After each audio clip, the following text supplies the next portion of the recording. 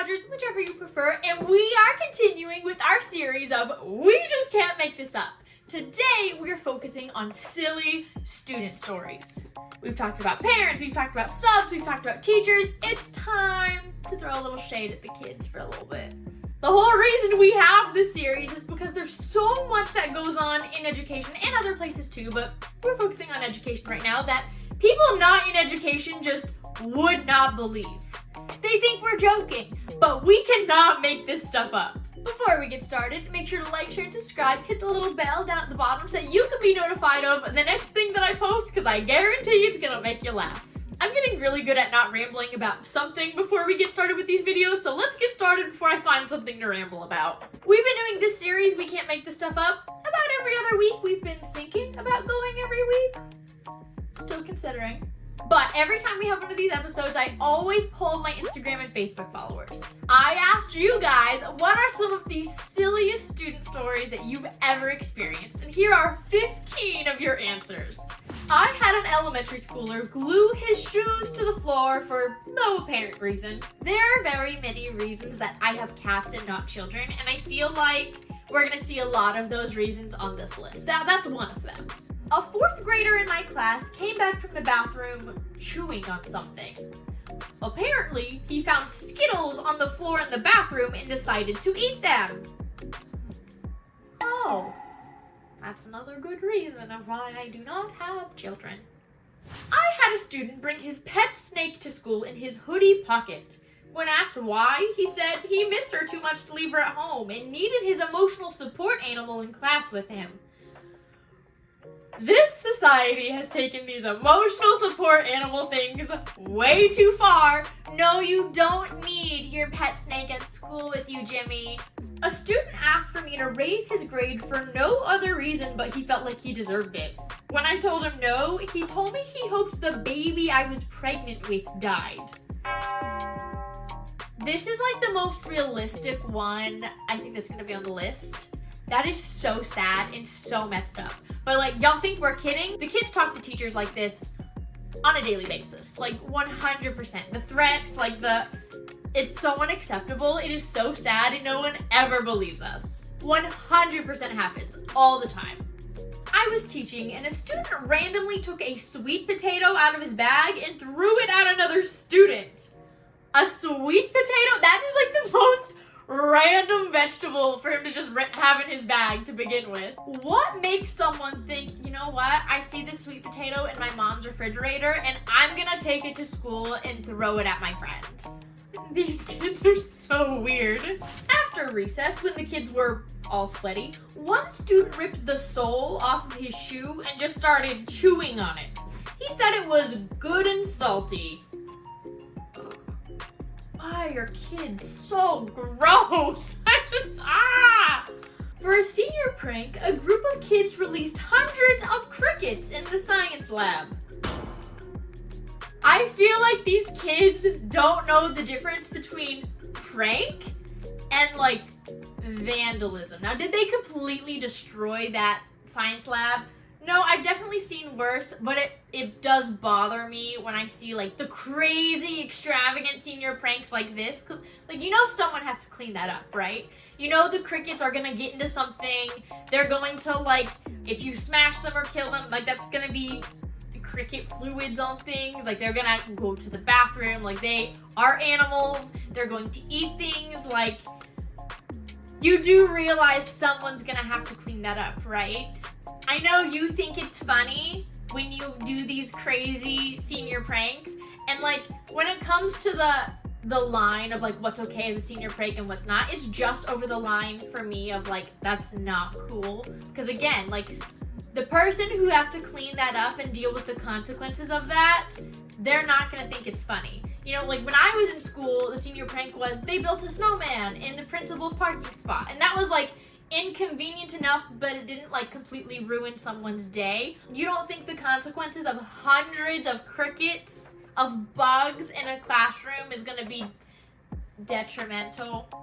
I saw saw one video of a senior prank on TikTok where all these kids like went into the school and like completely trashed the place. Like took out all the desks, flipped them all over in multiple classrooms, moved all of the furniture to the outside courtyard. Like these teachers spent hours setting up their rooms, and for y'all just to go destroy their classrooms when I did it. I know how long that takes to set up. Like it makes me mad. I don't think those senior pranks are funny. When class ended and the kids were leaving the classroom, I watched a boy walk over to where a girl was sitting, sniff her chair, and then walk out like nothing out of the ordinary happened. That's giving me semi-Joe Goldberg vibes. That's a little much. That's a little much. One of my students was trying to mess around in my science classroom by sitting in a sink. Thing is though, he got stuck and couldn't get out. It was a solid 20 minutes before we can get him out of there. That always amuses me when the kids like mess to the point that it actually messes with them, and I'm like, serves you right, my dear. Maybe that makes me evil. Am I the villain? I don't think I'm the villain. Seriously, when the kids try to prank and then like it backfires and like nothing serious happens, like no one gets hurt or anything like that, and it just like is inconvenient for them, that makes me giggle. I work in a school library and witnessed kids literally fighting over who was gonna take home a Percy Jackson book. All while more copies of the same exact book sat on the shelf right in front of their faces. That checks out. 100% that checks out. These kids, so unobservant, so like, I always get kids asking me like, why don't you love Percy Jackson more than Harry Potter? Because history and mythology. For those of you that don't know, I actually did my thesis on Greek mythology. But I hate to break it to you kids, Percy Jackson is not historically accurate when it comes to the mythology. I'm very sorry. I do love Percy Jackson, but like, it's not going to be my favorite when it's historically inaccurate. Not saying like Harry Potter didn't happen either, but like the reasoning of, oh, well, it's history and mythology that you love, like it doesn't check out because it's not correct. So that reason is invalid. Potterhead forever. Come at me. It's okay. I know I'm cool. You don't have to tell me. A student of mine confidently asked why we didn't learn about Jesus Christ's life in American history, since, after all, Jesus was the first American citizen. I don't even know how to respond to that. That better be an isolated incident and not a group. Is there a group of people that actually think that, or is that just like an isolated incident? I'm very concerned. I teach elementary school, and one kid came up to me saying he had ants in his pants. Took me a moment to realize he was serious. He rolled around in an anthill at recess. That's another reason that I do not have children. People ask me all the time, when are you gonna have kids? Why don't you have kids already? Why don't you want children right now? I'm giving a lot of really good answers as to why. Like a lot of really good examples. A middle school girl in my class just realized yesterday that everyone does have nose hairs. Did you think it was just you? I was doing small group reading circles in the back of the classroom when a kid randomly blurted out, "Hey, missus, you should never trust a drug dealer." He has a good life and seems pretty affluent, so I don't know where that came from.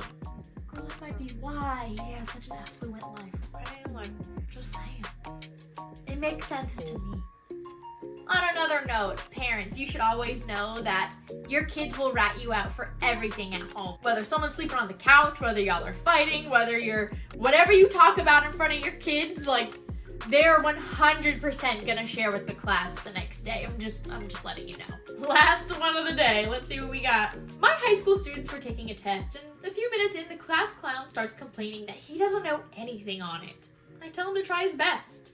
About 5 minutes later, he puts his pencil down, starts ripping the test into pieces, and starts eating them. Like full-on chewing and swallowing the paper. These kids are weird. Who just eats paper like that? Oh my gosh. I hope nurse. If your school had a nurse. I know like most have them once a week. That makes me very concerned for that child. Anyways, these were 15 examples of some of the silliest student stories you guys have encountered. Let me know down in the comments which of these 15 stories was your favorite, and let me know what next time's We Can't Make This Stuff Up focus should be. Again, we've done students, we've done teachers, we've done subs, we've done parents. Should we do admin? Should we do something not school related, like waitresses or something? I don't know. I want to know what you guys want to see. So let me know down in the comments. I can't wait to read your feedback.